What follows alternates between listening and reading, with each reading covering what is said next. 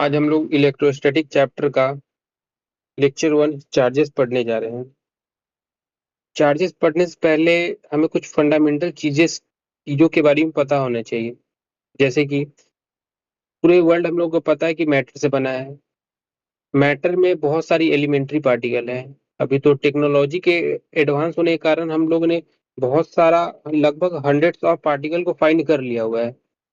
उनमें से बहुत सारा यूज में नहीं आता, बहुत सारा रेयर है।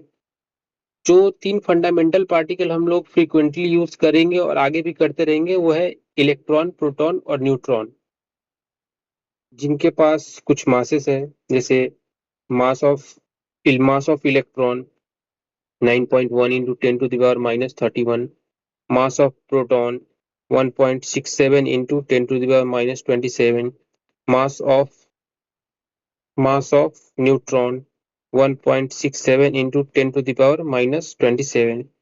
इन दोनों का मास ऑलमोस्ट सेम है। इन दोनों का मास ऑफ प्रोटॉन और न्यूट्रॉन ऑलमोस्ट सेम ही लेते हैं।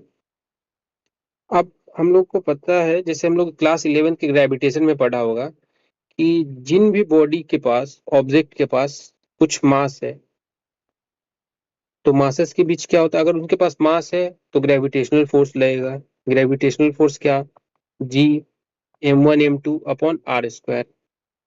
तो इनके बीच फोर्स लगना चाहिए, फोर्स ऑफ अट्रैक्शन होना चाहिए। लेकिन यहाँ पे हो क्या रहा है, ये अट्रैक्ट ना होकर के ये रिपेल कर रहे हैं। रिपेल कर रहे हैं मीन्स इनके पास कुछ एडिशनल फोर्स है, कुछ एक्स्ट्रा फोर्स आ रहा है। तो एक्स्ट्रा फोर्स होगा क्या, एक्स्ट्रा फोर्स क्या होगा, मतलब इन पार्टिकल के पास सम एडिशनल प्रॉपर्टी है। वो एडिशनल प्रॉपर्टीज चार्जेस है। मीन्स इन पार्टिकल के पास चार्ज है, जिस चार्जेस के कारण ये रिपेल कर रहे हैं। और इस चार्जेस के कारण जो फोर्स आ रहा है, उस फोर्स को हम लोग बोलेंगे इलेक्ट्रिक फोर्स। इलेक्ट्रिक फोर्स जैसे हम लोग इस फिगर में भी देख रहे होंगे, दो चार्जेस है। उन चार्जेस के बीच में क्या होगा, ये दोनों चार्ज अगर हम एरो को देखें तो ये क्या हो रहे हैं, ये दूर जा रहे हैं। और यहाँ पे भी, यहाँ पे प्लस है, यहाँ पे माइनस था। अभी हम टाइप ऑफ चार्जेस के बारे में पढ़ेंगे तो ये फिगर से ज्यादा क्लियर हो जाएगा। जैसे कितने टाइप ऑफ चार्जेस होते हैं, एक पॉजिटिव चार्जेस होता है और एक निगेटिव चार्जेस होता है। पॉजिटिव चार्ज क्या होता है, पॉजिटिव पॉजिटिव हमेशा रिपेल करता है, सेम चार्जेस रिपेल।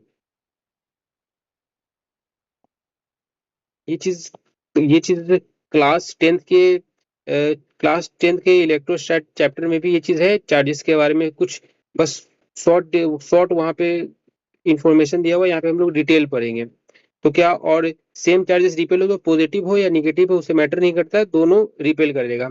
और अपोजिट चार्जेस प्लस माइनस हो गया, ये क्या होगा, ये अट्रैक्ट करेगा। Opposite charges attract, same charges repel. और जैसे इलेक्ट्रॉन को क्या साइन असाइन किया हुआ, इलेक्ट्रॉन पे हम लोग हमेशा पढ़ेंगे कि इलेक्ट्रॉन को निगेटिव चार्ज दिया गया है और प्रोटॉन को दिया गया है क्या, पॉजिटिव चार्ज। ये जरूरी नहीं है कि इलेक्ट्रॉन को क्यों निगेटिव दिया, प्रोटॉन को क्यों पॉजिटिव दिया। क्या इलेक्ट्रॉन छोटा होगा, क्या प्रोटॉन बड़ा होगा, ये कहना बिल्कुल गलत हो कि इलेक्ट्रॉन छोटा प्रोटॉन बड़ा है। चार्जेस के कंपेयर, मास से हम लोग कंपेयर कर सकते हैं, लेकिन चार्ज में कंपेयर नहीं कर सकते हैं। चार्ज में क्या होगा, दोनों ऑलमोस्ट इक्वल होता है। बस इनका ये एक क्या है, नोटेशन है। हम लोग नोटेशन दे दिए हैं कि ये एक पॉजिटिव है, एक निगेटिव है। हो कोई भी सकता है, जो शुरू से चलते आ रहा है कि हम लोग इलेक्ट्रॉन को निगेटिव ही लेंगे और प्रोटॉन को पॉजिटिव ही लेंगे।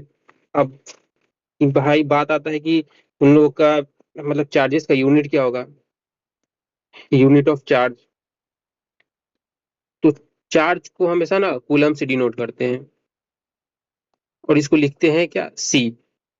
जब भी चार्ज आएगा, जैसे कोई एक पार्टिकल है Q1, उसके पास समथिंग चार्ज है। मान लेते हैं उसके पास 2 चार्जेस, तो हम लोग इसके पास ऐसा यूनिट लिखेंगे कूलम। जैसे मास है, मास के बाद हम लोग लिखते हैं केजी, टाइम के बाद लिखते हैं सेकेंड। तो वैसे ही चार्जेस के साथ हमेशा कूलम आएगा। अब आता है कि चार्ज क्या होता है, चार्ज हमेशा क्वांटाइज होता है। चार्ज, अब ये क्वांटाइजेशन क्या होता है, तो क्वांटाइजेशन जो होगा, जो जो भी ऑब्जर्वेबल चार्ज होगा। जो भी चार्ज को हम लोग ऑब्जर्व कर रहे होंगे वह इंटीग्रल मल्टीपल होगा इलेक्ट्रॉन का, मतलब वो चार्ज Q1 क्या होगा, Ne, मतलब उससे वो इंटीग्रल मल्टीपल, जैसे हमारे पास इलेक्ट्रॉन है वो N1 चार्ज है, ठीक, और प्रोटॉन को हम लोग ले लिए N2। तो अब इसका नेट चार्ज क्या होगा, इलेक्ट्रॉन प्लस प्रोटॉन क्या होगा मेरे पास, N1e प्लस N1p। और प्रोटॉन और इलेक्ट्रॉन का चार्ज सेम होता है, बस साइन में अपोजिट हो जाता है। तो इलेक्ट्रॉन के आगे हम लोग माइनस ई लगा देंगे और प्रोटॉन के आगे N1 minus N sorry N2e लगा देंगे।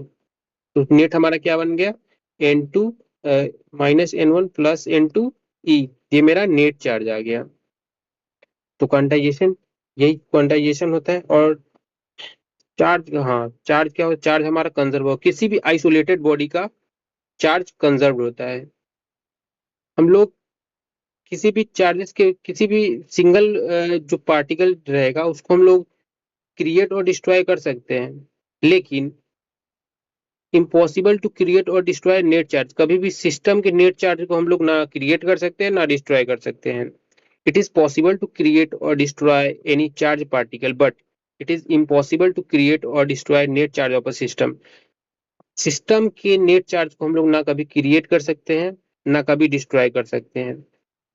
मतलब सिस्टम के पास अगर कुछ समथिंग चार्ज है, 5 कूलम चार्ज है, तो उसके पास 5 कूलम ही रहेगा। उसके पास ना ना वो क्रिएट हो सकता है ना वो कम होगा। और जो चार्जेस की वैल्यू होंगी, जैसे इलेक्ट्रॉन का चार्ज क्या होगा, -1.6 इंटू 10⁻⁻19 कूलम।